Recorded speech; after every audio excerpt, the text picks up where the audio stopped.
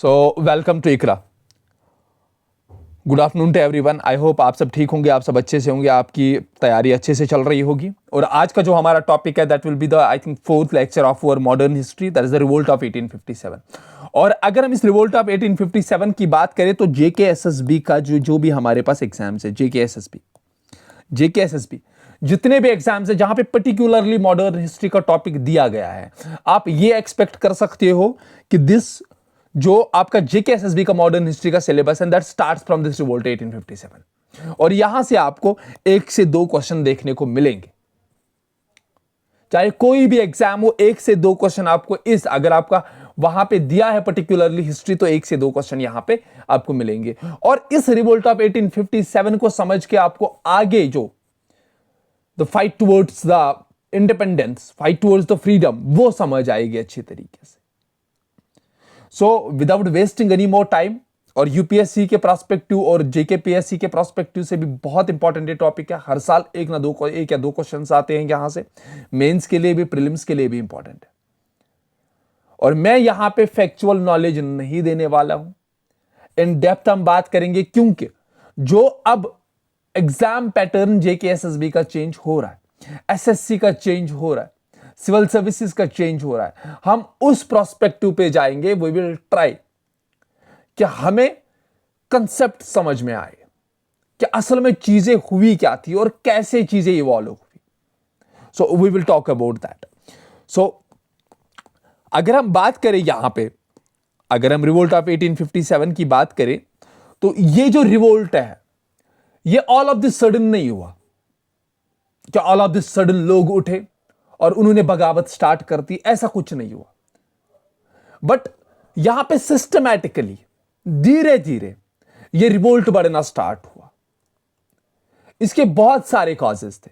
चाहे हम अगर रिवोल्ट ऑफ 1857 की बात करें यहां पे, तो इसके बहुत सारे कॉजेस थे। अगर हम इसके मेन कॉजेस की बात करें यहां पे, so then we will go through them one by one. तो बहुत सारे हमारे पास इकोनॉमिक कॉजेस थे। दैट इज जो exploitative land revenue system Britishers ने इंट्रोड्यूस किया था। So that become the main reason, the tariff that was introduced by the British, the new plantation system that was introduced in the year 1833, that is the indigo plantation, 3 कथिया system. So first there is the economic reasons, and second, यहां पे सिर्फ economic reasons ही नहीं, यहां पे आपको जो administrative policy of exclusion देखने को मिला, करप्शन देखने को मिला, that means there were administrative reasons also. Administrative reasons के साथ साथ यहां पे जो हमने देखा, देयर वर सोशल रीजंस, या we can say socio religious reasons, हम कह सकते हैं। We can say socio religious या सोशो पॉलिटिकल। सोशो पॉलिटिकल इसको लिख लेते हैं, इनको अलग से देखेंगे। और रिलीजियस रीजंस अलग थे जो इमीडिएट बने, फिर रिलीजियस रीजंस, और रिलीजियस रीजंस के साथ साथ we were having last but not the least, that is the military. So इस ब्रॉड कैटेगरी में हम यहां पे हम देख सकते हैं एडमिनिस्ट्रेशन को हम 2 हिस्सों में तकसीम कर सकते हैं। दैट इज, यहां पे हम बोल सकते हैं there was policy of exclusion, policy of exclusion, एक एक करके सब पे बात होगी। और पॉलिसी ऑफ एक्सक्लूजन के साथ साथ करप्शन बहुत ज्यादा था। सो ये जो हमारे हैं, these were the main reasons, चाहे वो इकोनॉमिक रीजंस हो, चाहे वो एडमिनिस्ट्रेटिव रीजंस हो, या उसमें policy of exclusion and corruption, socio political reasons थे, रिलीजियस रीजंस थे, एंड द मिलिट्री कॉजेस। तो बहुत सारे। But now we will start with the main, that is the economic causes. और इकोनॉमिक कॉजेस में जब हम देखेंगे कि what were the economic causes, economic situations ऐसी क्या बनी जिसकी वजह से लोग इस तरीके से उभरना स्टार्ट हुए, they revolted against the British Raj, they revolt against the East India Company in the 1857. So let us go through them. First we should talk about the British land revenue policies. So British land revenue policies. Land revenue policies. तो पहले जो हम बात करेंगे that will be British land revenue policies. देखिए यहां पे एक सिस्टम था इंडिया में, क्योंकि जो इंडियन सब कॉन्टिनेंट की मैं बात कर रहा हूं, यहां पे जो हमारे पास रेवेन्यू फार्मिंग या जो रेवेन्यू पॉलिसी थी यहां पे ब्रिटिशर से पहले भी, चाहे वो मुगल्स के दौर में, चाहे वो मराठास के दौर में, चाहे वो मैसूर किंगडम के दौर में, चाहे वो बंगाल में मुर्शिद कुली खान के अंडर। सो यहां पे एक सिस्टम था that was called as Ijara system. ठीक है, इजारा सिस्टम। और इसी इजारा सिस्टम को फिर एक पर्टिकुलर हम बोल सकते हैं, इस इजारा सिस्टम को एक सिस्टमेटिक वे में यहां पे अप्लाई करता है, that is the Warren Hasting. कौन? Warren Hasting. इस पे बात करेंगे क्या है ये वॉरेन हेस्टिंग।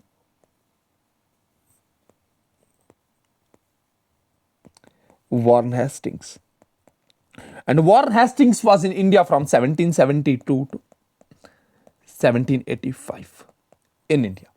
जब हम इस वॉरेन हेस्टिंग्स की बात करते हैं तो इसने एक रेवेन्यू पॉलिसी यहां पे सिस्टमैटिक की, दैट इज एक रेवेन्यू पॉलिसी को यहां पे अप्लाई किया, and that revenue policy was called as the auctioning of the land.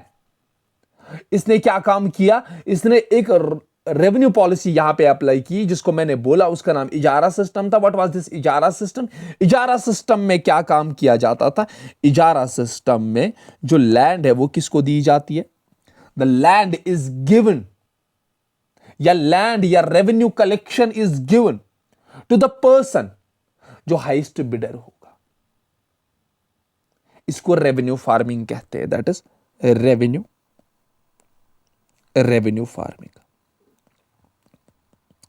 जैसे अभी हम देखते हैं कि अगर कोई टेंडर आता है तो जब से जो सबसे ज्यादा बिड करता है उसको टेंडर चला जाता है, ये वैसा ही सिस्टम था। यहां पे रेवेन्यू कलेक्शन होती थी लैंड को ऑक्शन करके। आपने लैंड को ऑक्शन किया, इन रेवेन्यू फार्मिंग क्या होता है? अब ये चीज आप समझ लेना, यहां पे क्या होता है कि जो रेवेन्यू कलेक्शन होता है, रेवेन्यू कलेक्शन वो किससे होता है? रेवेन्यू कलेक्शन वो होता है by auctioning the land, by auctioning the land. और ये लैंड ऑक्शन किसको की जाती है? That is the highest bidder, जो सबसे ज्यादा बिड करेगा। And this system was called as the revenue farming system, और this system was also called as, this was called as Ijara system.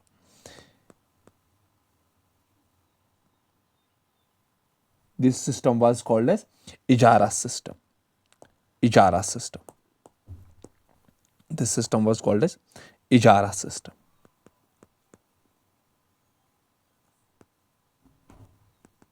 Ijara system बोला जाता था इस सिस्टम को।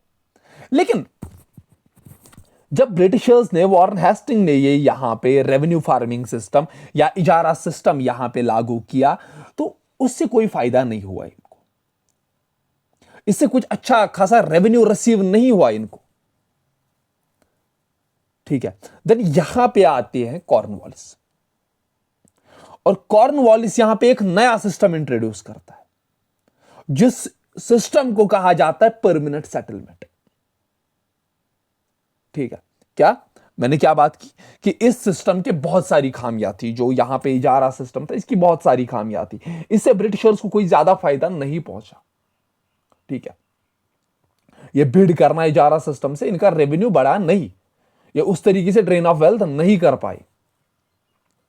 सो फिर यहां पे आया दैट वाज कॉर्नवालिस। कॉर्नवालिस और कॉर्नवालिस यहां पे इंट्रोड्यूस करता है that is called the permanent settlement.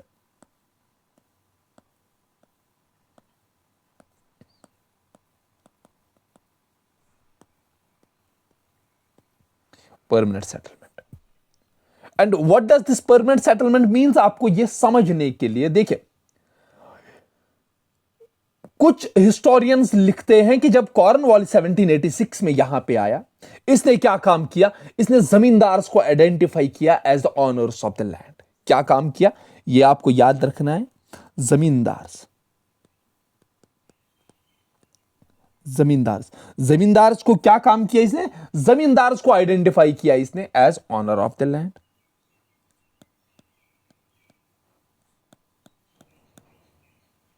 As owner of the land, ठीक है।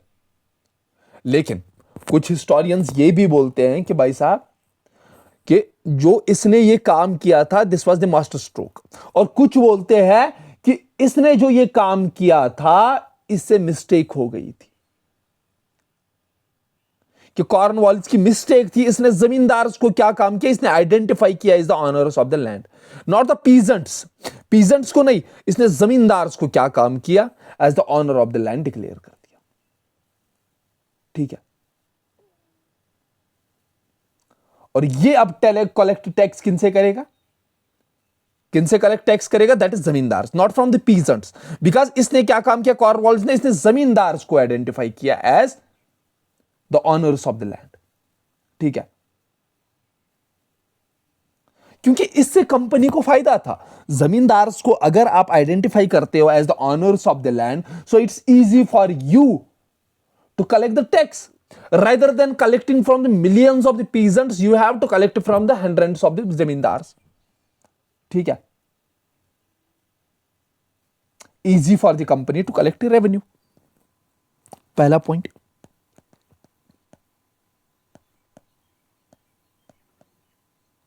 Company to collect revenue. और इसके साथ साथ इन्होंने एक सोशल क्लास यहां पे बनाया। यहां पे आप देख रहे हो, दिस इज द पहला पॉइंट, ठीक है। इजी हो गया इनके लिए, क्योंकि अगर मैं आपको बोलूं आपको 1 लाख लोगों से पैसे लेने हैं, फिर अगर मैं बोलूं आपको 10 लोगों से पैसे लेने हैं, तो आपके लिए इजी रहेगा ये 10 लोगों से पैसे लेना वसूल करना, ना कि 1 लाख लोगों से। तो वही कॉर्नवालिस ने किया। Cornwallis made it deliberately, he deliberately made this permanent settlement in approximately 1786 to 1793. He was here from 1786 to 1793. Deliberately इसने ये काम किया। क्यों इसने deliberately काम किया? So that he can create the private ownership of land. This was the first step towards the commercialization of the agriculture, towards the private ownership of the land, towards the capitalistic economy. This was the first, that is the permanent settlement. और एक चीज, ना ही यही नहीं बल्कि दूसरी चीज, create a social clause, create a new social class. भाई आपने तो यहां पे अब एक नया सोशल क्लास, अब जमींदार जो लॉयल थे कंपनी को उनको बनाया, जो हम आगे देखते हैं कि बहुत सारी जगह पे फिर ये जमींदार क्या काम करते हैं, जो उनको ब्रिटिशर्स बनाते हैं या ब्रिटिशर्स का साथ देते हैं। सो इन्होंने एक नया सोशल क्लास यहां पे डेवलप किया।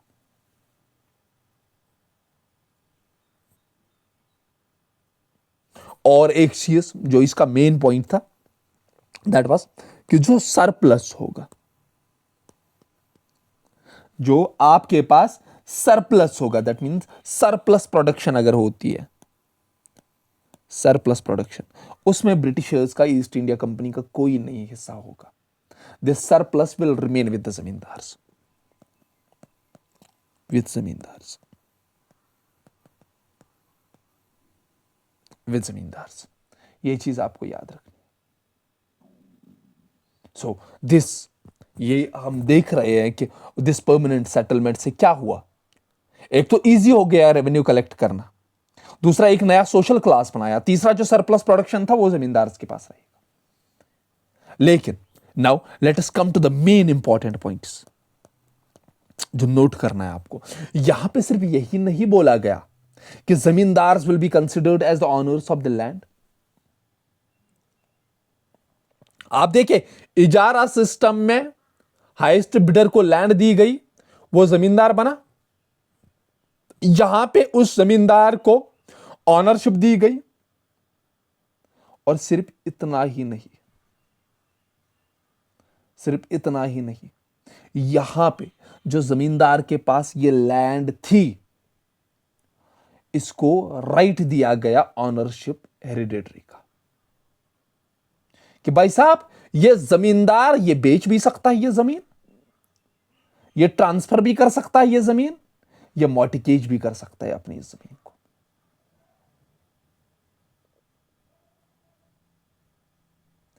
इवन अगर आप देखोगे, previously these zamindars were the revenue collectors, now they became the owners, that's why this is called the also called as zamindari act या जमींदारी सेटलमेंट। क्या क्या द परमानेंट सेटलमेंट आप लिख सकते हो ऐसे, द परमानेंट सेटलमेंट, क्योंकि अब आपको कंसेप्ट क्लियर होने चाहिए। The permanent settlement was made with the zamindars, the permanent settlement was made with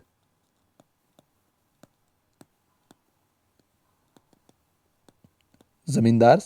The permanent settlement was made with the zamindars, considering them as owners of the land, considering them as owners of land, owners of land, किस land के? In which they were previously, क्या जहां पे ये previously क्या काम कर रहे थे? जहां पर ये previously रेवेन्यू कलेक्ट कर रहे थे, रेवेन्यू कलेक्टर्स। और that's why this act is called as, this settlement is called as zamindari settlement.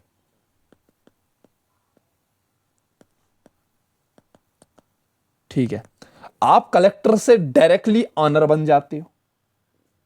ठीक है, ये चीज देखिए।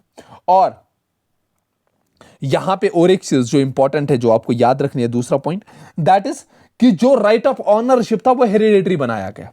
Right of ownership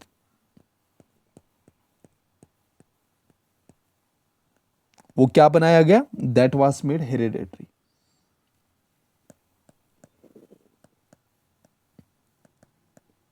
that was made hereditary. ठीक है, so that means they could transfer, they could sell, or they could mortgage these lands. They could mortgage these lands. और इसी permanent settlement को और एक नाम से भी जाना जाता था, that it was also called as, this permanent settlement was also called as, जो एक फेमस नाम है, that is it was also called as sunset law.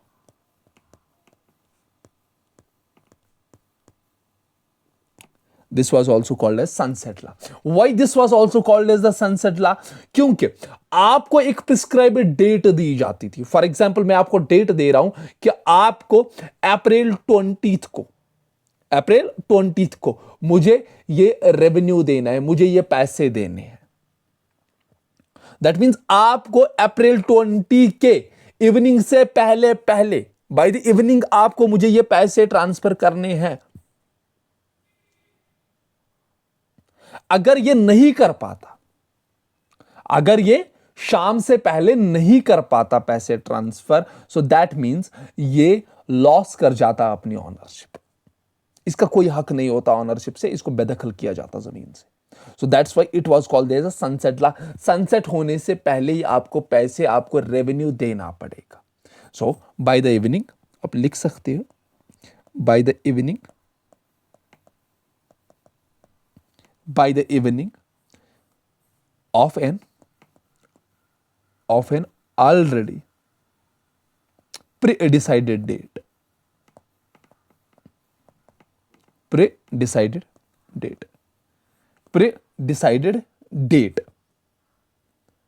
the zamindar must pay the revenue, pay revenue. अगर नहीं करते हो आप revenue पे, if you are not able to pay the revenue, then lose ownership. आप ownership lose कर देते हो। That is also called as a sunset law. और यहां पे और एक चीज जो इंपॉर्टेंट है, जो आपको याद रखनी है, बहुत सारे एग्जाम्स में आया, जो इससे पहले भी मैंने बोला, the company could not claim a share in the surplus production. No share for East India Company, किसमें? In surplus production. Surplus production में कोई भी हिस्सा नहीं होगा। ये चीज आपको याद रखनी। ठीक है। और यहां पे जो कंपनी ने बोला था कि अब आप बोलोगे सर टैक्स कितना था, that was 10/11 of the revenue, ठीक है। जमींदार को पे करना पड़ता था 10/11 ऑफ रेवेन्यू, ठीक है। 10/11 ऑफ द रेवेन्यू इसको कंपनी को देना पड़ता था, और जमींदार खुद क्या रखता था, जमींदार खुद के पास रखता था 1/11 पार्ट विथ जमींदार।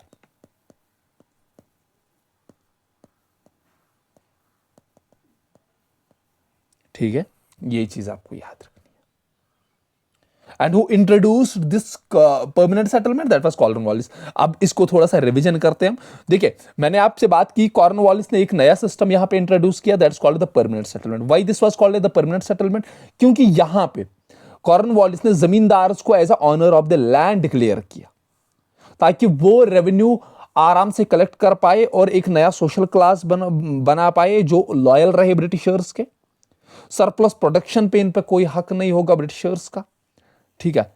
और परमानेंट सेटलमेंट में यहां पे क्या काम किया गया कि इनको जो प्रीवियसली कलेक्टर्स थे इनको ऑनर्स बनाया गया, राइट टू ऑनरशिप हेरिडेटरी किया गया, चाहे ये ट्रांसफर करे, चाहे ये सेल करे, चाहे ये मॉर्टिगेज करे लैंड को, इनको हक था। सनसेट लॉ इसको कहा जाता था, क्योंकि आपको प्री डिसाइडेड डेट की इवनिंग से पहले ही आपको देना पड़ता था सब कुछ, जितना भी आपने रेवेन्यू कलेक्ट किया होता था। 10/11 ऑफ द रेवेन्यू आपको ब्रिटिशर्स को देना पड़ता था, 1/11 जमींदार अपने पास रखता था। और after that we have another law.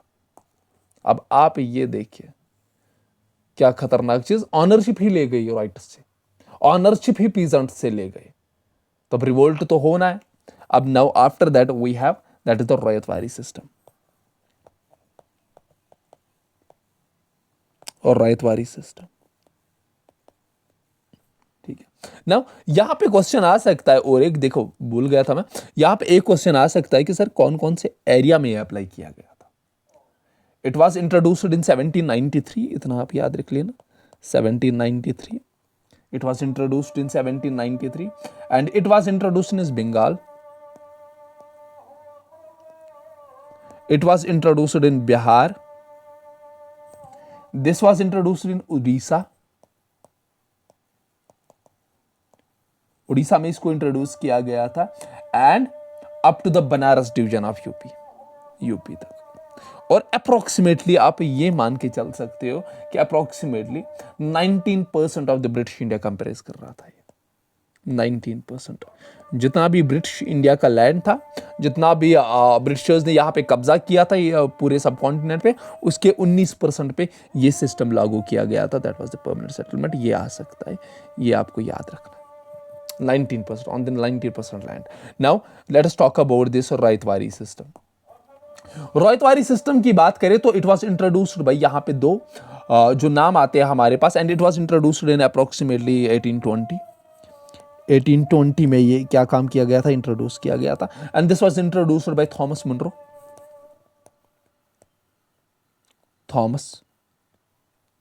Munro and Alexander Read. बहुत बार पूछा गया ये नाम, ये दोनों नाम आपको याद रखने, अलेक्जेंडर रीड, ठीक है। और इन्होंने ये कहा पे, देखिए कुछ डिफिकल्टीज थी परमानेंट सेटलमेंट में, क्योंकि आपने एक तबके को, पूरे पीजेंट्स को, एक मेजॉरिटी सोसाइटी को, 70-80% ऑफ 90% ऑफ द सोसाइटी को आपने बेदखल कर दिया लैंड से, ठीक है। आपने उनको लैंड ऑनरशिप ही ले ली उनसे, तो तब उसको ठीक करने के लिए यहां पे रॉयतवारी सिस्टम लाया गया। This was system was introduced in 1820 by Thomas Munro Alexander Read, and this system was introduced in the regions Bombay में इस सिस्टम को इंट्रोड्यूस किया गया, मद्रास में स्टार्ट में बॉम्बे, मद्रास, और लेटर पीरियड में इसको एक्सटेंड किया गया था to Sindh, Berar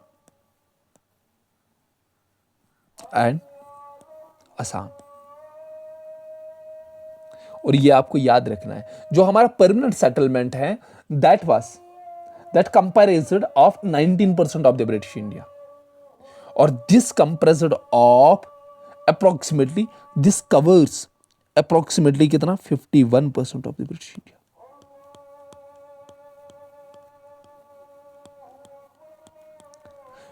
approximately half of the India पे ये सिस्टम लागू था, that was ryotwari system. Now why this was called as the ryotwari system.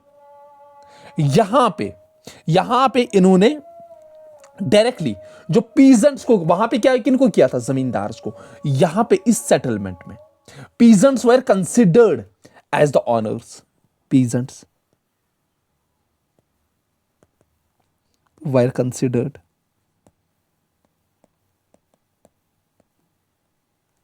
As owners. तो आपने डायरेक्टली पीजेंट्स को कंसिडर किया एज एन ऑनर्स, ठीक है। And these peasants were called as ryots. इनको क्या नाम दिया जाता था, इनको कहा जाता था राइट्स। इनको कहा जाता था ryots, called as ryots. That's why this settlement was called as ryotwari. That because these were called as the rights, किनको peasants को rights कहा जाता था, और that's why this settlement was called as ryotwari. इसको रैयतवाड़ी सिस्टम कहा गया। यहां पे और एक चीज भी की गई, नॉट ओनली दिस, यहां पे एक पट्टा इशू किया जाता था, that we can say a document. Patta was introduced. एक पट्टा दिया जाता था, पट्टा गॉट इशूड। हम कह सकते हैं पट्टा एक इशू किया जाता था। यह पट्टा क्या होता था, दिस वाज द डॉक्यूमेंट जो कंफर्म करता था आपकी ऑनरशिप ऑफ राइट को। इशूड डॉक्यूमेंट जो क्या काम करता था, कंफर्म करता था ऑनरशिप ऑफ लैंड को, ठीक है। ऑनरशिप ऑफ लैंड को ये कंफर्म करता था। लेकिन यहां पे इस वाले सिस्टम में, रैयतवाड़ी सिस्टम में, the revenue was too high. कुछ एरियाज में तो 50% ऑफ द स्टैंडर्ड प्रोडक्शन आपका टैक्स था। रेट ऑफ रेवेन्यू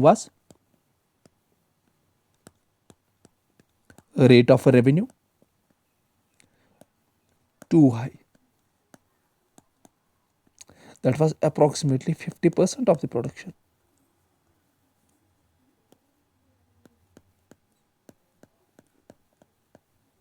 अगर आपको 50% देना पड़ता है ब्रिटिशर्स को ही, तब आप बीज कहां से लाओगे, मजदूरी का क्या काटोगे, बाकी सारी चीजें। So it was very harsh, ठीक है। और ये रेवेन्यू रैयतवाड़ी सिस्टम में जो मैं बोल रहा हूं कि this rate of revenue, this was not fixed. ये भी आपको याद रखना है। This can get increase, this can get decrease, ठीक है। और बोला गया this was not fixed. And ये जो हम बोल रहे हैं, ये जो हम बात कर रहे हैं रेट ऑफ रेवेन्यू की 50% की, और इसको रिव्यू किया जाएगा अप्रोक्सीमेटली 20 to 30 ईयर्स के बाद, ठीक है। 20 से 30 साल के बाद इसको क्या काम किया जाएगा, this system will get revised. So this was the ryotwari system we have. After that हमारे पास एक नया यहां पे सिस्टम लाया गया, that was called as mahalwari system.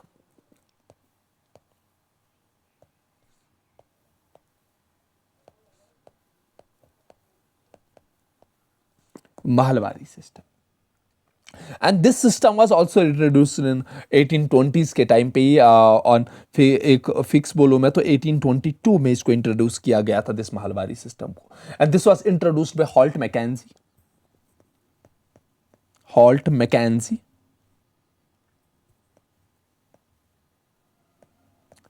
McKenzie and इसके साथ साथ R.M. Bird. These were the two persons। इसके अलावा भी बहुत सारे थे, लेकिन ये दो इंपॉर्टेंट है, ये हमें याद रखना है, ठीक है। 1822 में इस सिस्टम को लाया गया, ठीक है। और पहले इसका जो एक्सपेरिमेंट है that was done in the western UP में ये एक्सपेरिमेंट किया गया। After that this was later introduced in central India and Punjab.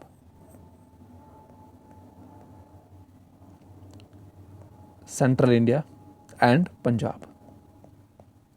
ठीक है, मैंने, अगर आपको याद होगा, मैंने अभी बात की, this permanent settlement was on the 19% of the area, Ryotwari system was on approximately 50% of the area, 51%, and this Mahalwari system was covering approximately 30% of the area.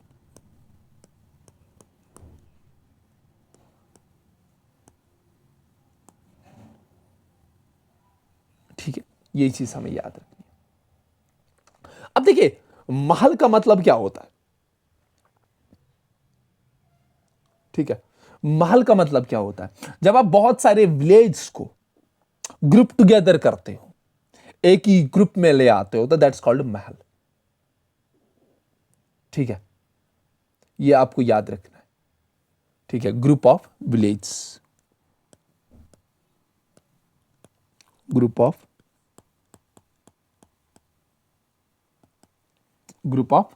Village.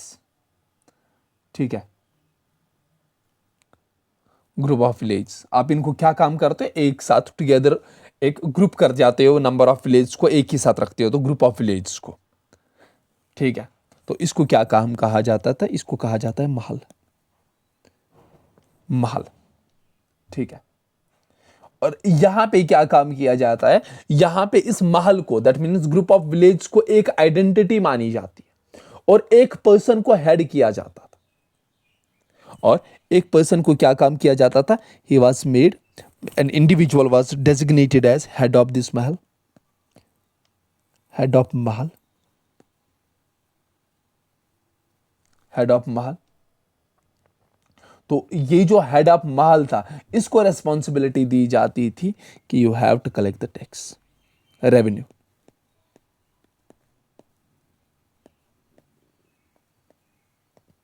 आपको रेवेन्यू कलेक्ट करना पड़ेगा, and after that you have to pay it to the company. ठीक है,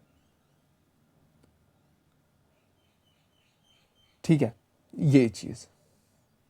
and अगर आप देखोगे, it was much similar to the zamindari settlement.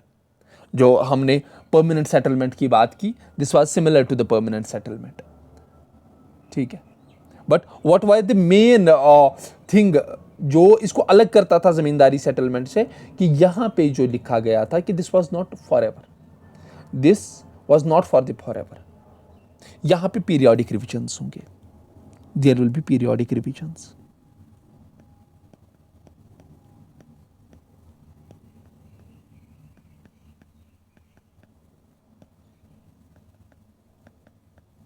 There will be periodic revisions, and this was also called as temporary zamindari settlement, temporary zamindari settlement इसको कहा गया। ठीक है, ये चीज आपको याद रखनी है। अब ये चीज, अब आप देखिए, यहां पे एक कंसेप्ट भी निकल के आता है, दैट इज जिसको हमें कमर्शलाइजेशन ऑफ द एग्रीकल्चर में पढ़ना था। दिस महलवारी सिस्टम मैंने बात की, यहां पे भी जो head of the mahal, we can say also a zamindar. This was also, he was also a zamindar, हम कह सकते हैं ही वाज ए जमींदार। ठीक है, रोहितवारी को आप छोड़ो, आप परमानेंट सेटलमेंट की बात करो, महलवारी सिस्टम की बात करो। यहां पे आपने एक चीज देखी, यहां पे आपने क्या काम किया? ठीक है, यहां पे आपने ownership of the land transfer कर दी टू द मिडलमैन। ठीक है, अब यहां पे आप देखिए मैं कैसे बोल रहा हूं ये, आप एक चीज देखिए, जमींदार है, आप इसको समझिए, आप जमींदार है, जमींदार को टैक्स कलेक्ट करना है, या ऐसे भी हम लिख सकते हैं, रुको, पीजेंट्स, पीजेंट्स, पीजेंट से कलेक्ट टैक्स कौन करेगा? दैट इज जमींदार। और ये जमींदार खुद नहीं करता, ये जमींदार यहां पे रखता है मिडलमैन को। किसको? मिडलमैन को। और ये मिडलमैन टैक्स कलेक्ट करता है, यहां पे एरो गलत हो गया, ऐसे। ये मिडलमैन क्या काम करता है? ये मिडलमैन यहां पे रखता है किसको? ये जमींदार रखता है मिडलमैन को, मिडलमैन भी किसी और को रखता है, और वो कलेक्ट करता है टैक्स पीजेंट से। पीजेंट किसको देता है? एक्स बंदे को, एक्स वाई को देता है, वाई जेड को देता है। अब यहां पे आप देख रहे हो, यहां पे तो भाई साहब आपने एक मिडलमैन करार दिया, आपने मिडलमैन एक बनाया यहां पे, और ये जमींदार खुद शहर में रहता था, सिटी। ठीक है, अब तो आ गया ना इसके बीच, पीजेंट और जमींदार के बीच एक तो मिडलमैन आ गया, एक बंदा आ गया। आप एक्स वाई जेड को भी छोड़ो, लेकिन यहां पे एक बंदा तो आ गया ना इसके बीच, मिडलमैन तो आ गया। और इसी वजह से यहां पे एक फिनोमिना उभरा। ठीक है, और हिस्ट्री ऑफ बंगाल में उसको कहा जाता है absentee landlordism, and this was called as absentee landlordism.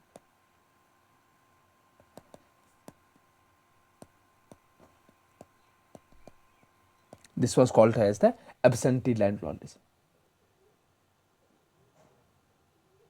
ये आप को चीज याद रखनी है कि this absentee landlordism, that means जो जमींदार था वो खुद कलेक्ट टैक्स नहीं करता था, वो खुद श्रीनगर में बैठा था, शहर में बैठा था, उसने एक बंदे को यहां पे ऑन ड्यूटी रखा था कि तू कलेक्ट करेगा टैक्स, मैं खुद बैठा हूं शहर में। ठीक है, ये चीज आपको याद रखनी है। सो हियर, यहां आपने देखा कि दिस फेज 1 जब हम देखते हैं, that is the 1600 to 1800, this was the phase 1 of the British economic policies, and in this they started the commercial capitalism.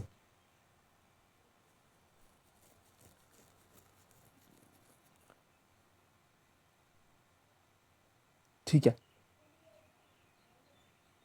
ये चीज आपको याद रखनी है। In this phase it started the commercial capitalism here in India. Battle of Plassey के बाद, बक्सर के बाद, ट्रीटी ऑफ इलाहाबाद के बाद आपने देखी ये सारी चीजें। ठीक है, और अगर मैं आपको एक फैक्ट बोलूं कि इस टाइम पे अगर हम बात कर रहे हैं in the pre history British times, British times की बात करूंगा, तालुकदार जो थे उनके पास 67% ऑफ द टोटल लैंड था, अगर एक जगह की बात करें अवध की।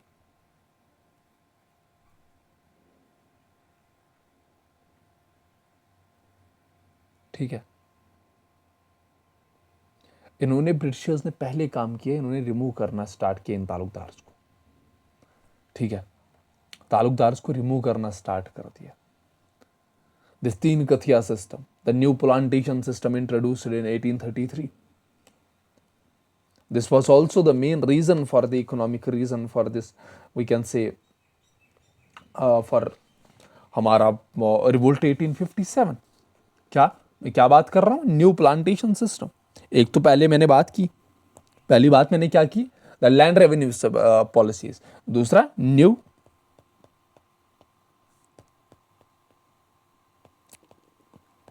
प्लांटेशन, हम कह सकते हैं न्यू प्लांटेशन सिस्टम, जो कब इंट्रोड्यूस किया गया था? 1833 में। इसके अलावा डिइंडस्ट्रियलाइजेशन। अब आप बोलोगे सर कैसे? जो इंडियन गुड्स थे उन पे टैरिफ कम रखा गया, और there was high tariff in the British. देखिए, आप जब इंडिया में चीजें ला रहे हो, आप जब इंपोर्ट कर रहे हो चीजें, उस टाइम पे टैक्स कम रख रहे हो। आप जब इंडियन गुड्स को एक्सपोर्ट कर रहे हो तो आप उन पे टैरिफ ज्यादा लगा रहे हो। दैट मीन्स, मैं क्या बात कर रहा हूं? मैं बोल रहा हूं high tariff, high tariff in British, in we can say Britain, in Britain high tariff किन पे था? ब्रिटेन में, अगेंस्ट इंडियन गुड्स।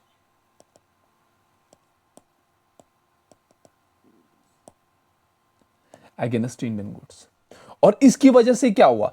इसकी वजह से जो हमारा इंडियन ट्रेड था, जो यहां पे मैन्युफैक्चरिंग इंडस्ट्रीज थी, जो यहां पे millions of the artisans and craftsman थे, वो पूरी तरीके से तबाह हो गए।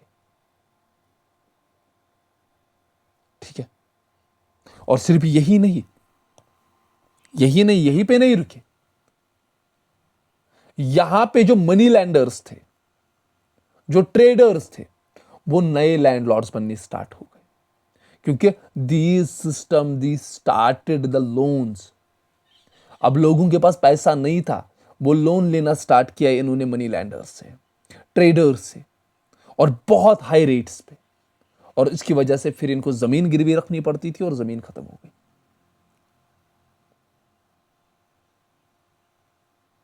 यहां पे हमारे पास सबसे बड़ी चीज दैट वाज कारखानास। जो हमारे अपने रूलर्स थे, कारखानास थे, वर्कशॉप्स थे यहां पे, जहां पे बेस्ट क्राफ्ट्समैन रहते थे। उनकी तबाही पूरी तरीके से। So these were the economic reasons for the revolt of the 1857। Now इसके अलावा अगर हम बात करें यहां पे, तो हमारे पास सोशल रीजंस, जो हम बात करते हैं सोशो पॉलिटिकल रीजंस की, तो यहां पे उन पे बात करेंगे हम, सोशल रीजंस की। सोशल,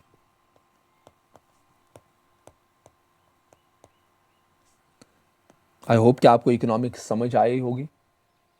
ठीक है, पहली ही चीज था that was the racial discrimination. इसमें तो कोई शक ही नहीं है। रेशियल डिस्क्रिमिनेशन,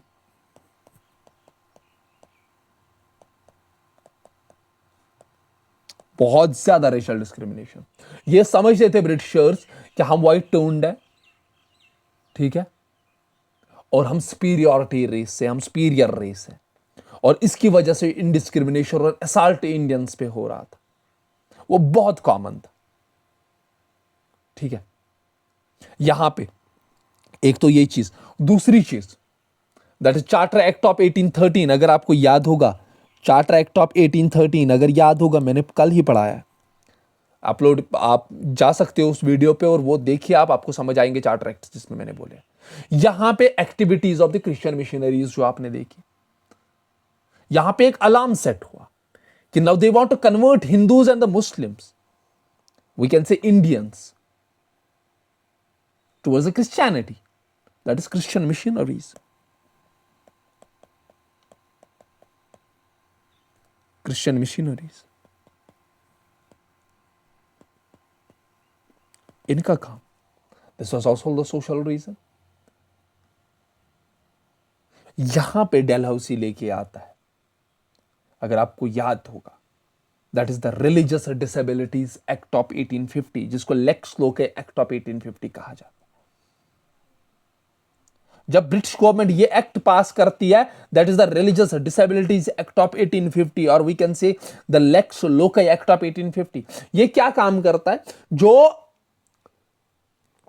कन्वर्ट हो गए हिंदुइज्म से या इस्लाम से, किसमें? क्रिश्चियनिटी, इनको कोई भी हक नहीं होता था इंसेस्ट्रल प्रॉपर्टी पे। They can not inherit their ancestral property. Now because of this act, now they can inherit the ancestral property. So अब इन्होंने, ब्रिटिशर्स ने क्या काम किया? अब इन्होंने रिलीजन के साथ छेड़छाड़ करना स्टार्ट कर दिया। Third is this, you have two important, the religious disabilities act.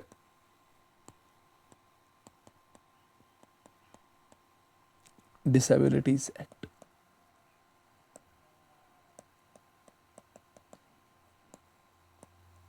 of 1850, or this was also known as Lex Loci Act of 1850. Lex Loci Act of 1850। आपसे मेरा निवेदन रहेगा कि जो ये lakes, what is lex loci, क्या होता है, ये आप कमेंट सेक्शन में लिखिए। आप कमेंट सेक्शन में लिखना कि what is lex loci act, lex loci क्या, इसका मतलब क्या होता है। So what was this act? इस एक्ट में क्या बोला गया? इसमें बोला गया कि जो कन्वर्टेड क्रिश्चियंस हैं,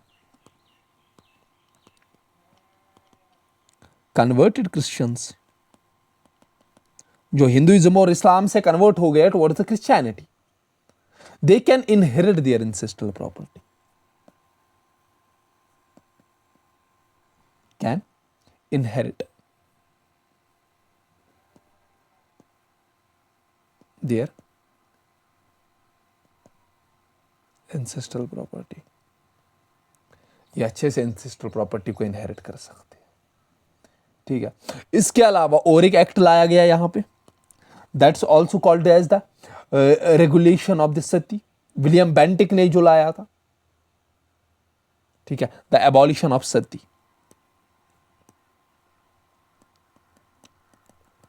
the abolition of Sati,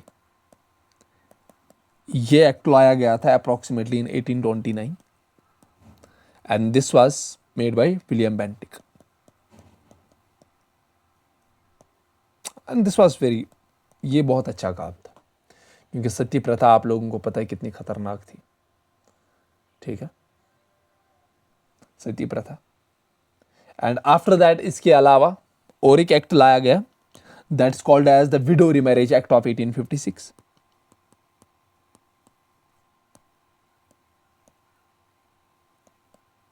window remarriage act of 1856 and this was introduced by Dalhousie. This was introduced by the Dalhousie, ठीक है। और they also started the promotion of the education among the girls. देखो उस time पे India ये नहीं था जो आज है, उस टाइम पे एजुकेशन नहीं थी यहां पे उस तरीके से। तो ये जो चीजें थी, कंजर्वेटिव्स इन चीजों को बहुत खतरनाक तरीके से देखते थे कि this is attack on our religion. ये कुछ ठीक करने के लिए नहीं कर रहे हैं, but this is the attack on our religion. कुछ मुस्लिम्स का मानना था कि उस टाइम पे कि you can't send girls away from your homes to study, no girl education. So कुछ हिंदूज का मानना था कि this widow remarriage is not possible, he has to perform the sati. कुछ हिंदूज का यह भी मानना था, conservatives. So this led to the revolt of 1857. These become the main causes. We can say these become the socio-religious causes. This become the religious causes, socio-religious causes.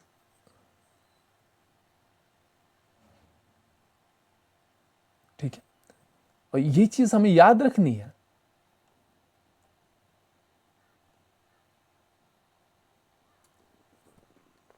इसके अलावा there were main कुछ reasons थे। अगर हम बात करें यहाँ पे जो मैंने बात की थी इससे पहले स्टार्टिंग में जो मैंने बात की थी, that was this socio political. Socio reasons तो बात की, पॉलिटिकल रिलीजियस रीजंस भी इसी में डाले हमने और सोशल रीजंस भी इसी में डाले। लेकिन इसके अलावा यहाँ पे पॉलिटिकल रीजंस भी थे, that policy of exclusion, we can say annexation, और पॉलिसी ऑफ एक्सक्लूजन और पॉलिसी ऑफ एनेक्सेशन। और इस टाइम पे 1846 आप ये मान लो कि डेलहाउसी के टाइम पे, डेलहाउसी, ठीक है, Dalhousie, Dalhousie we can say from 1848 to 1856, 1848 से लेकर 1856 के टाइम पे इसने कोई कोड ऑफ कंडक्ट फॉलो नहीं किया, कोई कोड ऑफ कंडक्ट नहीं। He didn't follow any code of conduct, कोई लॉ, कुछ नहीं। और इस टाइम पे the annexation reach to its climax.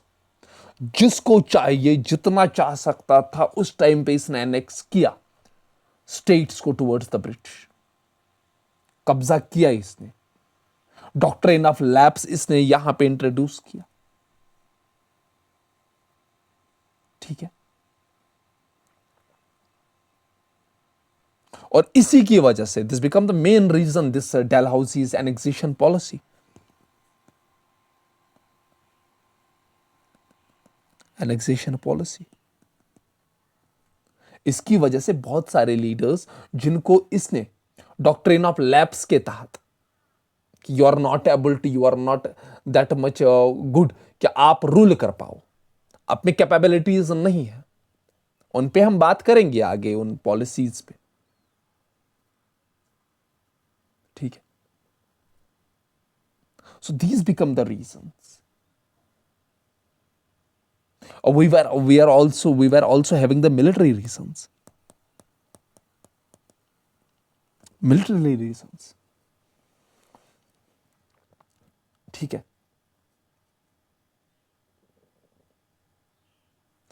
अब यहां पे आप देखिए, कंपनी हर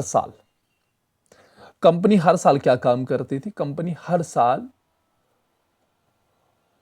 जो इंडियंस को है वो किस में ले आती थी? दैट्स आर्मी में रिक्रूट करती थी, क्योंकि इंडियन सोल्जर्स की जरूरत पड़ती थी इनको। ठीक है, अब they were giving till 1820s they were giving the ample freedom कि वो अपना प्रैक्टिस कर सकते हैं रिलीजन। ठीक है, वो अपनी रिलीजियस आइडेंटिटीज को अपने साथ रख सकते हैं। लेकिन यहां पे 1820s और 30s के बाद क्या होता है? ये इस यूनिफॉर्मिटी से दूर चले जाते हैं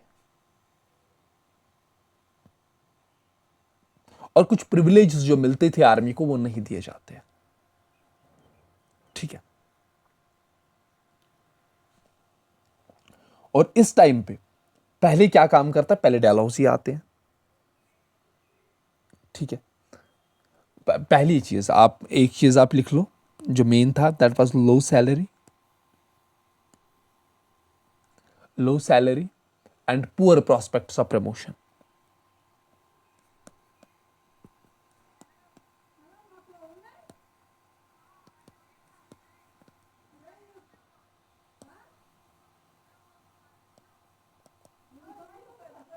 poor prospects of promotion Indians को नहीं मिलती थी प्रमोशन उनको। There was some restrictions on wearing the caste and the sectarian marks. क्या आप अपने कास्ट के, अपने सेक्टेरिया, अपने सेक्टर को जिससे आते हो, आप जिस रिलीजन से आते हो, जिस सेक्ट से आते हो, आप जो मार्क्स आपके पास हैं, ठीक है, वो सारी चीजें। लेकिन यहां पे ये सारी चीजें फिर भी चालू चालू थी, चलो कोई बात नहीं। लेकिन यहां पे डेलहाउसी क्या काम करते हैं कि एक्ट पास करते हैं, and that act is called as Indian post act 1854।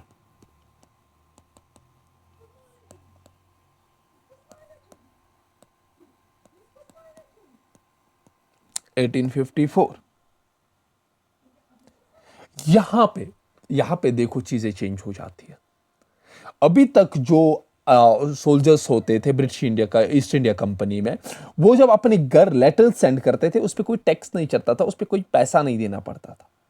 लेकिन इंडियन पोस्ट एक्ट 1854 जब डलहौजी ने लागू किया, इसमें लिखा गया कि अगर आप कोई भी लेटर भेजते हो इस पे आपको चार्ज देना पड़ेगा, पैसा देने पड़ेगा। That means there will be charged fee. क्या बात कर रहा हूं मैं? चार्जड फी।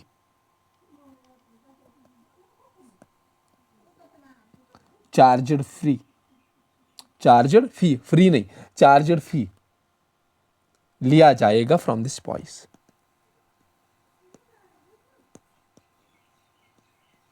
किसके लिए? लेटर्स के लिए। आप अगर घर लेटर भेज रहे हो। इसके बाद आते हैं खतरनाक चीज, दर्स इसके बाद आता है Lord Canning. He was here from 1856 to 1862। Canning, Canning 1856 to 1862। ये यहां पे एक एक्ट लाता है, that's called general service enlistment act. General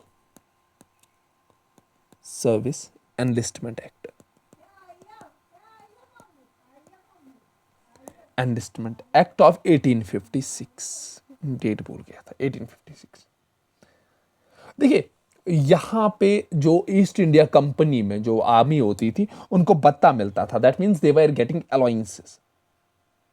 जब आप अपने घर से बाहर कहीं और पे सर्विस करते हो, ये अभी भी अलाउंसेस मिलते हैं आर्मी को, ये अभी भी अलाउंसेस मिलती है पुलिस को, ये अभी भी हर किसी, आई थिंक जो भी पोस्ट से अगर आप अपने डिस्ट्रिक्ट से बाहर होते हो कहीं पे, तो आपको ये अलाउंसेस मिलते हैं। दैट्स कॉल्ड, उस टाइम पे इसको भत्ता कहा जाता था। और कैनिंग जब आया, ही अबॉलिश्ड दिस भत्ता।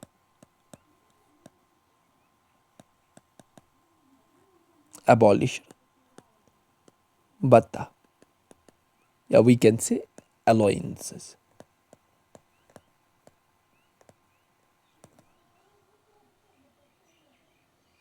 ठीक है, allowances. These were the main reasons पीछे जिनकी वजह से यहां पे रिवोल्ट ऑफ 1857 हुआ। ठीक है, ये चीज आपको याद रखनी है। और जब रिवोल्ट 18 और ये भी बोला गया कि जो फ्लोर राशंस है, ठीक है, फ्लोर राशंस, जो राशन आपको मिलता है, फ्लोर राशन जिसकी रोटी बनती थी, बोला गया उसमें जो है बोन डस्ट है, ये भी बोला गया। अब before coming to this revolt 1857 immediate causes, कुछ इवेंट्स के बारे में हम बात करेंगे कि इससे पहले कुछ इवेंट्स हुए थे जिसकी वजह से मैं एक क्रोनोलॉजी क्रिएट करूंगा, जिसकी वजह से फिर रिवोल्ट 1857 हमने देखा। आपने जो है एक चीज आपने याद होगा, बंगाल, बंगाल में कब हुआ था? दैट वाज वी कैन से 1764, वहां पे रिवोल्ट हुआ था। 1764 के बाद वेल्लोर में रिवोल्ट हुआ था अगेंस्ट द ब्रिटिश इन 1806। वेल्लोर के बाद बारिकपुर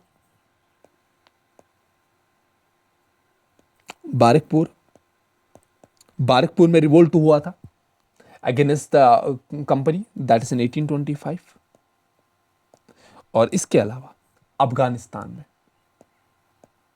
क्योंकि अफगान वार जो चला था वहां पे ब्रिटिशर्स को बहुत मार पड़ी थी, दैट इज 1838 से लेकर 42 तक। ठीक है, और ये तो बहुत कम है, इसके अलावा भी बहुत सारे हुए थे। सो दीज इवेंट्स, जो ये मैं इवेंट्स की बात कर रहा हूं, दिस शोज दैट ब्रिटिशर्स को हराया जा सकता है, क्योंकि ब्रिटिशर्स ने लॉसेस सफर किए थे अफगान वार में 1838 से 42, पंजाब वार में 45 से लेकर 49 तक, क्रीमिया वार में 54 से लेकर 56 तक। ठीक है, now what were the events that led to this revolt of 1857? यहां पे immediate causes, immediate cause,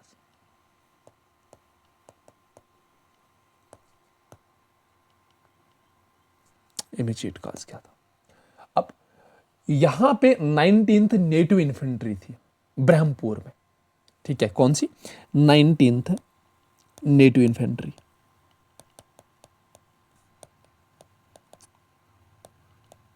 native infantry that means army command एक थी, 19th नेटिव इन्फेंट्री जिसको हम कहते हैं। ये कहां पे थी? It was at Brahmapur, Berhampur या ब्रह्मपुर, बरहमपुर में। इन्होंने रिफ्यूज किया, इन्होंने बोला जो नए आप एनफील्ड राइफल्स लेके आए हो, we will not use them. Refused, refuse to use कौन से? जो नए न्यू एनफील्ड राइफल्स,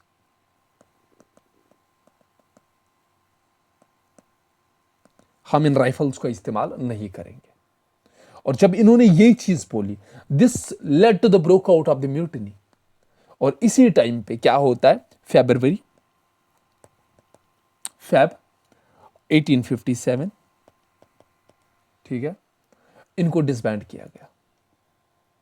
ठीक है, ये म्यूटिनी करते हैं और क्या हो जाता है? ये यहां पे म्यूटिनी उठती है और फेब 1857 को इसको डिसबैंड किया जाता है। ठीक है,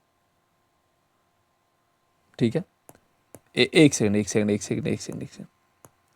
तो मैंने क्या बोला यहां पे कि जो इन्होंने रॉयल एनफील्ड, जो Enfield rifles, sorry Royal Enfield rifles, इन्होंने इनको इस्तेमाल करना बोला हम नहीं कर सकते, we can't use this. They refused to use these newly introduced Enfield rifles in Feb 1857. Feb 1857 में इन्होंने बोला भाई हम नहीं करेंगे, और these were disbanded। ये जो इन्फेंट्री थी, दैट इज 19th इन्फेंट्री, इसको निकाल दिया, इनको निकाल दिया गया जॉब से। That is on March 1857। जब मार्च 1857 को इनको निकाला गया, एक 34th नेटिव इन्फेंट्री होती है जिसका मंगल पांडे हेड होता है, सिपाही होता है। ठीक है, अब यहाँ पीछे ये चीज़ देखिए, यहाँ पे रिवोल्ट उठा है, स्टार्ट यहाँ से होता है फेब 1857 से, लेकिन यहाँ पे 34th इन्फेंट्री होती है, जहां पे एक स्पॉय होता है, उसका नाम क्या होता है स्पॉय का, young स्पॉय, that is Mangal Pandey. Mangal Pandey, ये मंगल पांडे क्या काम करता है, जो इनका ब्रिटिश सार्जेंट होता है, सार्जेंट मेजर, ठीक है, उस पे गोली चला देता है। कहां पे, बैरकपुर में, एट बैरकपुर, एट बैरकपुर। और इस टाइम पे जब ये गोली चलाता है, he tried to kill this sergeant, लेकिन इसको पकड़ा जाता है और मंगल पांडे को जो है, he was executed on April 6।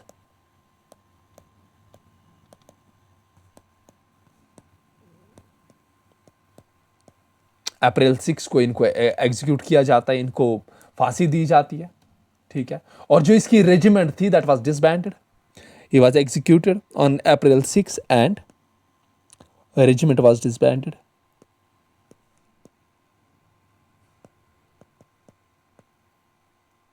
Regiment को डिसबैंड किया गया, ठीक है। उसके बाद अप्रैल 24 को, अप्रैल 24 को आप देखिए, 24 अप्रैल पूरा पढ़ेंगे। 24 अप्रैल को अप्रोक्सीमेटली 90 लोग, 90 मैन, 90 मैन, 90 लोग किस इन्फेंट्री के, थर्ड नेटिव कैवलरी होती है, थर्ड नेटिव कैवलरी,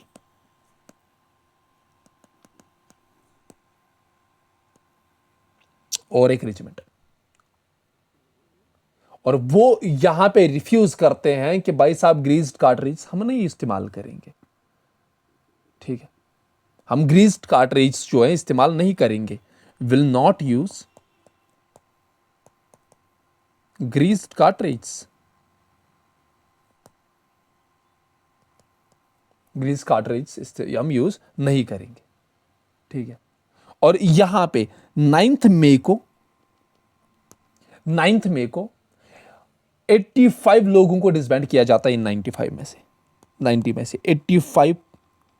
85 इनको क्या काम किया जाता है, 85 को डिसमिस किया जाता है सर्विस से, डिसमिस्ड, ठीक है। एक तो डिसमिस किया जाता है with, dismiss with 10 years imprisonment, 10 साल की इंप्रिजमेंट दी जाती है इनको, ठीक है। और इसकी वजह से यहां पे स्पार्क उठता है जनरल म्यूटिनी का। और जब मेरठ में स्टेशन होते हैं लोग, ठीक है, और इस टाइम पे 10 मई को, 10 मई को क्या काम होता है, 10 मई को जो मेरठ में जो लोग होते हैं, मेरठ में जो सोल्जर्स होते हैं, वो रिलीज करते हैं जो भी इंप्रिजनमेंट कॉमरेड्स हैं इनके, अपने ऑफिसर्स को मार देते हैं। So that means start full version, full version from here. और सब मेरठ से निकल के, मेरठ से ही स्टार्ट होते हैं, मेरठ से निकल के ये दिल्ली की तरफ आते हैं, and this started the great revolt of 1857, great revolt of 1857, this starts the great revolt of 1857, ठीक है। रिवोल्ट मेरठ से स्टार्ट होता है, अप्रोक्सीमेटली 58 किलोमीटर्स फ्रॉम दिल्ली, ठीक है। ये फिर क्या काम करते हैं, ये यहां पे आना स्टार्ट करते हैं। अब नाउ कुछ हमारे पास कुछ जगहें हैं जहां से किस किस लीडर ने कहां कहां से कमान संभाली थी, उनकी बात करेंगे। पहले यहां पे प्लेस और यहां पे लीडर। पहले हमारे पास जो मेन सेंटर्स थे, दैट वाज मेन सेंटर हमारे पास दिल्ली, वो है ना, दम दमे में दम नहीं खैर मांगो जान की, अब झुकने लगी है कमर हिंदुस्तान की, ये बहादुर शाह जफ़र को बोला गया था, और बहादुर शाह जफ़र ने इसको एक अंग्रेज ने बोला था, और बहादुर शाह जफ़र ने वापस बोला था कि गाजियों में जब तलक बू रहेगी ईमान की, तख्ते लंदन तक चलेगी तेग हिंदुस्तान की। This was said by the Bahadur Shah Zafar. So Bahadur Shah Zafar.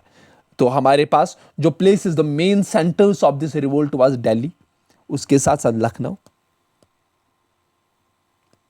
Lucknow के साथ साथ कानपुर, कानपुर के साथ बरेली,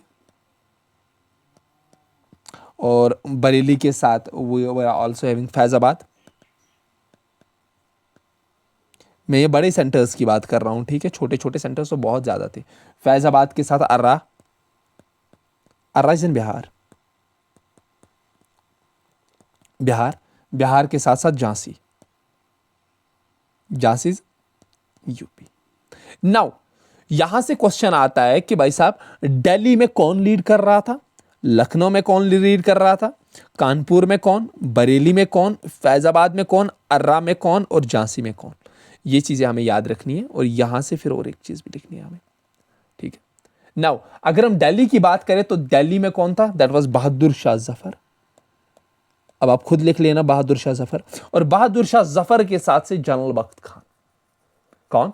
जनरल बख्त खान, जनरल बख्त खान, ठीक है। और लखनऊ में हमारे पास थी हजरत महल, हजरत महल के साथ साथ बिरजस कादरी, ठीक है, लिख लेना खुद। कानपुर में हमारे पास थे नाना साहिब, और नाना साहिब के साथ थे तांतिया तोप। जो हमारे पास बरेली थी, बरेली में हमारे पास थे खान बहादुर खान,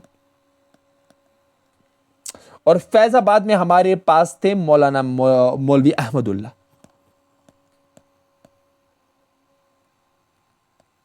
मौलवी अहमदुल्ला। अर्रा, अर्रा में हमारे पास थे कुंवर सिंह,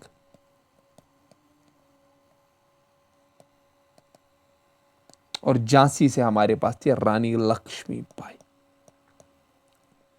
ठीक है, रानी लक्ष्मी, ठीक है। ये चीज आपको याद रखनी है। यहां पे पूरा Awadh, Rohilkhand, Doab, Bundelkhand, central India, parts of Bihar, east Punjab, सब शॉक ऑफ हो गए ब्रिटिश अथॉरिटी से, ठीक है। ये चीज आपको याद रखनी, ठीक है, ये चीज आपको याद रखनी। और दिल्ली में जैसे मैंने बात की कि बहादुर शाह जफर और जनरल बख्त खान थे, और सारी जो आर्मी थी that was headed by the general Bakht Khan, ठीक है।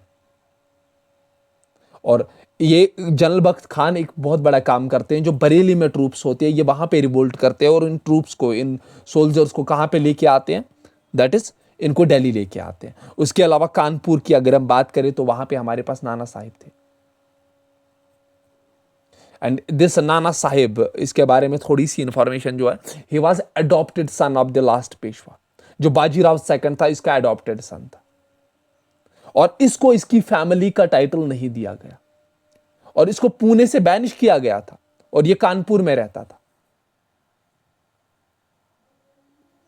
और ये वहां पे क्या काम करता है कानपुर में, कानपुर से ये इंग्लिशमैन को एक्सपेल कर देता है, और प्रोक्लेम करता है हिमसेल्फ एज ए पेशवा। और यही नाना साहिब है, ये चीज आपको याद रखनी है।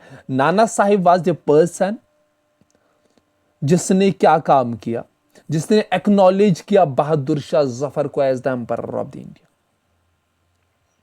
और खुद को इसने गवर्नर तस्लीम किया। खुद बोला मैं गवर्नर हूं, और लेकिन एम्परर रहेगा बहादुर शाह जफर। ये चीज बहुत बड़ी स्टोरी है ये सारी, बरेली की, खान बहादुर खान, बिहार में कुंवर सिंह था, ठीक है। ये एक जमींदार था जगदीशपुर का, ये वॉज जमींदार ऑफ द जगदीशपुर। ये बहुत, ये वॉज वेरी ओल्ड। गुनो में, गुनाव, सिंहभूम छोटा नागपुर में, गुनु, ये चीज आप याद रख लो, गुनु। और आप लिख सकते हो ऐसे गुणों को, दैट इज छोटा नागपुर।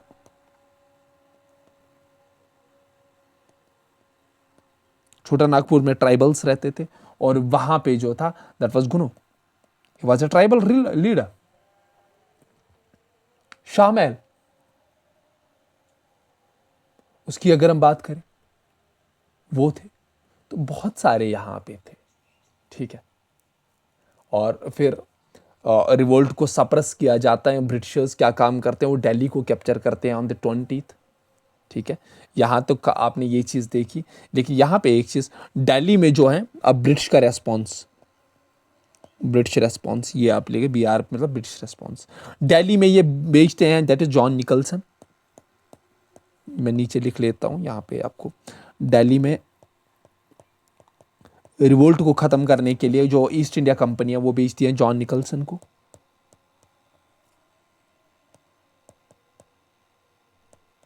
जॉन निकलसन के साथ साथ आता है विलियम हुडसन।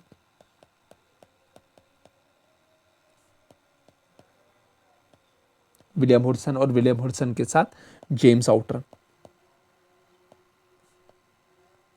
और ये तीन कमांडर्स क्या काम करते हैं, दे सप्रेस रिवोल्ट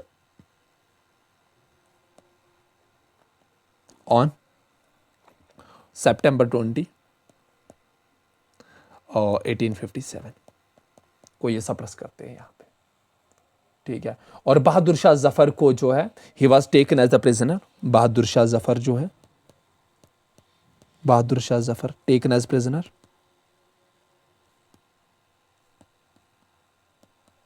इसको एज अ प्रिजनर लिया गया and he was exile to Rangoon.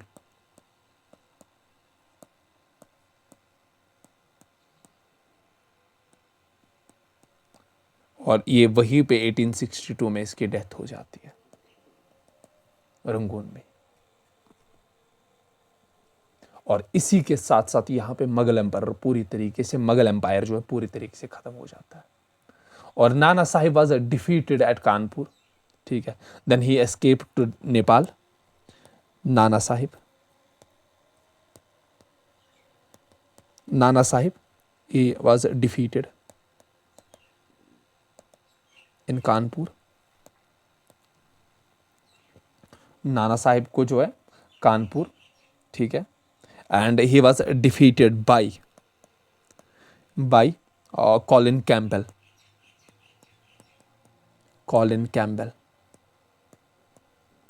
And then Nana Sahib exile to Nepal. ये नेपाल भाग जाते हैं फिर, ठीक है, ये चीज़। और यहाँ पे हमारे पास झांसी की रानी जो है, रानी ऑफ झांसी, वो बैटलफील्ड में ही मर जाती है, ठीक है। और जो हम झांसी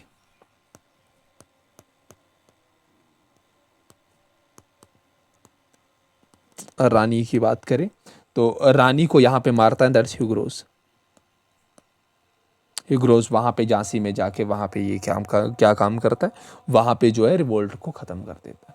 उसके अलावा अगर हम बिहार की बात करें, अर्रा की, अर्रा में जो रिवोल्ट है उसको कौन स्लो डाउन करता है, that is Winslow Taylor. Winslow Taylor क्या काम करता है, जो सप्रेस करता है रिवोल्ट को, कहाँ पे, बिहार में। ये चीज़ आपको याद रखनी है, ठीक है।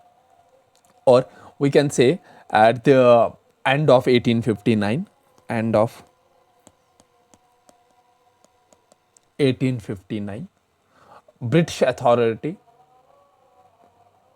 इंडिया के ऊपर पूरी तरीके से रीइस्टैब्लिश हो गई थी। Full reestablishment of the British in India, full control of British. आसान में फुल कंट्रोल ऑफ ब्रिटिश, ठीक है, there was full control of British. ये चीज। Now there was the reasons why, क्यों फेल हो गया। और बनारस में ये देखो, एक चीज भूल गया था मैं, सॉरी, नोट याद रख लेना, ये एक बार आया है क्वेश्चन बनारस का। बनारस में कौन रिवोल्ट को सप्रेस करता है, ये चीज, ये नाम याद रखना है, that is Colonel Neil. Colonel Neil, ये याद रख लेना, ठीक है, ये चीज। Now what were the reason of the failure of this revolt? Reason of failure. और इसी टाइम पे अगर आपको याद होगा, महाराजा गुलाब सिंह जो है, इवन महाराजा प्रताप सिंह, महाराजा गुलाब सिंह के बहन कौन आए थे? डोगरा, हम we can say Dogra rulers. The Dogra rulers ने इस टाइम पे जो है, जो जम्मू कश्मीर के डोगरा रूलर्स हैं, जिनका हम बोलते हैं कि what they did in Jammu and Kashmir was a lot, and these Dogra rulers were in opposition to this revolt 1857 and they supported the British East India. Dogra rulers ने सपोर्ट किया था ईस्ट इंडिया कंपनी को, इन्होंने बॉर्डर्स बंद कर दिए अपने फ्रीडम फाइटर्स के लिए, सखमी, दिरहमे, पैसे, forces, he sent his forces for the Britishers to support them in the revolt 1857.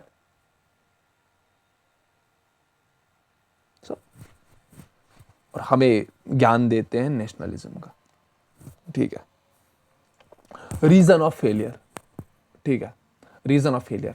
पहली चीज जो सबसे बड़ा रीजन था, दैट वाज, सबसे बड़ा reason that was, it was not, we can say, full all India revolt, it was a limited territorial spread इसका था, that is limited territorial, limited territorial.